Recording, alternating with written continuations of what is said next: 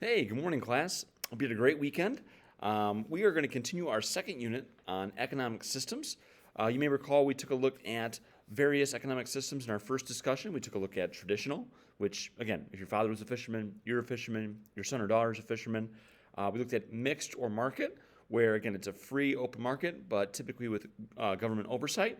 And we also looked at command economy, which is completely controlled and directed by either an authoritarian figure or a group of individuals, so a government-run system. So today we are going to emphasize the characteristics of an American economy. So let's dive into this and let's get into what we have here in the United States. Okay, so in his book, An Inquiry into the Nature and Causes of Wealth of Nations, Adam Smith described that the government has little to do with a nation's economic system. Now, this book was written in the 1700s. All right, essentially, they would guide with an invisible hand to use goods and resources efficiently. So the government is there, but again, should not have too much involvement. This ideal economic system is known as capitalism. Okay? This is an economic system in which private individuals like you and I, we own the factors of production. All right, we can start from scratch. We can make our own money. We can make our own profits. Okay? Overall, laissez-faire economics, that's a term from our first unit, represents pure capitalism. Okay? This is where the government has minimal interference with the economy. Now, capitalism is practiced in the United States. However, there are certain legislation limits. Okay? Smith's ideas influenced the founding fathers, had a huge influence on the start of our nation. All right? However, starting in the 1880s, government influence has increased significantly at the federal, state, and local levels. So there has been government involvement. This is where we start seeing that mixed factor. Remember, market economy, free open market. But with a mixed, you have government oversight. You have government intervention. All right, now let's talk about why this is happening. So government regulations have included the quality of our food and drugs, so inspection on what we have when we consume food or when we consume over-the-counter drugs. Oversight into the banking system, so making sure that our banks are able to essentially be effective at what they do. Now, this was challenged in 2008 when the banks collapsed. So again, there has to be some government oversight. Situations where we're inspecting hazardous workplace conditions, okay, or looking at environmental protection, okay. All these factors, all right, they matter, okay. They're going to be involved with our system. Now, tax revenue has been sent to social programs such as Social Security and Medicare. All right, state and local governments have expanded roles in education, job training, and recreation. So again, yes, we do have an open market, but there is a situation where government has to step in, and really it all stems from late 1880s with big business, right? Carnegie Steel. Rockefeller Oil, you got Vanderbilt with the railroads, all of these were monopolized. So our government had to step in because they were too powerful. Now, one could make the argument that right now, companies like Apple, Amazon, Disney, they're also becoming potentially too powerful. And that's something we're going to look at, we're going to emphasize during this semester. So again, government has involvement. We are a mixed economy. All right, so other characteristics that define our economy. First one is freedom of enterprise, okay? So this refers to an economic system in which individuals own the factors of production and decide how to use them within legal constructs or legal limits. So again, if someone decided to start their own business, you could become rich or you could lose all of your money, okay? That's the risk that you're going to take as an entrepreneur. You could become the next Bill Gates. You could become the next Elon Musk, okay?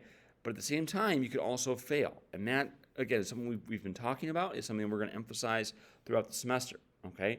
The government states that zoning regulations, child labor laws, hazardous waste disposal laws, and other regulations limit free enterprise. So yes, I can start a business, but I cannot have, a group of, third graders working for me, all right? That's illegal, all right? So you have to have a situation where there are rules in place. Okay, you have to follow and abide by those rules. Otherwise, your company could get penalized or shut down. Now, we also have freedom of choice. Okay, without a doubt, buyers, not sellers, make decisions about what should be produced. Okay, So the success or a failure of a marketplace depends on what individuals are buying, what we are going to store using our cold hard cash for. We're going to buy a product, and that's going to dictate, all right, what's being produced, okay? Now, an example. So video game companies, they're going to boom or bust depending on consumer purchases. So again, if a consumer really does not like the video game, or there's some bad reviews, they're not going to be buying it. And that company that produced that video game is going to struggle with sales, okay?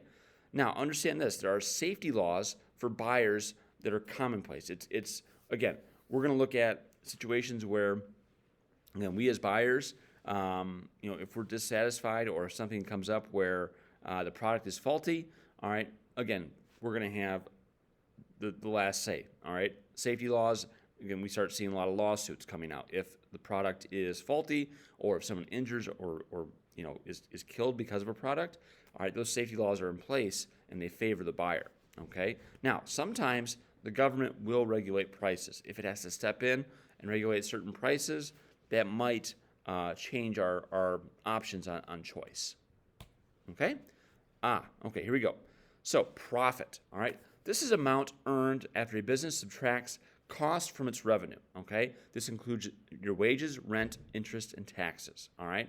Now, we also have something called a profit incentive, all right? That's the desire to make more money, okay? It motivates people to produce and sell goods and services, okay? This encourages entrepreneurs to constantly make new products, all right? There's a saying in business, you have to evolve or die. And what that means is you've got to be able to adjust. You've got to be able to, adapt and manage based on the situation. Again, look at all the businesses that have adapted over the last year due to the pandemic. Those that have adapted well have survived. Those that could not adapt, unfortunately, have probably closed up shop. Okay, so we look at profit. Again, that's basically we're subtracting costs from revenue. Okay, so we have $100 we make during a day, but that's not our true profit because we have to subtract everything that's involved: wages, rent, interest, taxes, and it might only be $32 profit. Okay, profit incentive is we want to make more money. Entrepreneur has to find ways to make that dollar. Okay. Now, understand this. Another factor that's going to define our American economic system is competition. Okay, this is a rivalry among producers or sellers of similar goods and services to win more business. Okay, effective competition requires a large amount of sellers, all right, which means that no single company can notably affect the price or particular good or service. So our classic, without a doubt, competition, rivalry goes back into the early 1900s, Coke versus Pepsi. Okay, our soft drinks. So we want a good pop.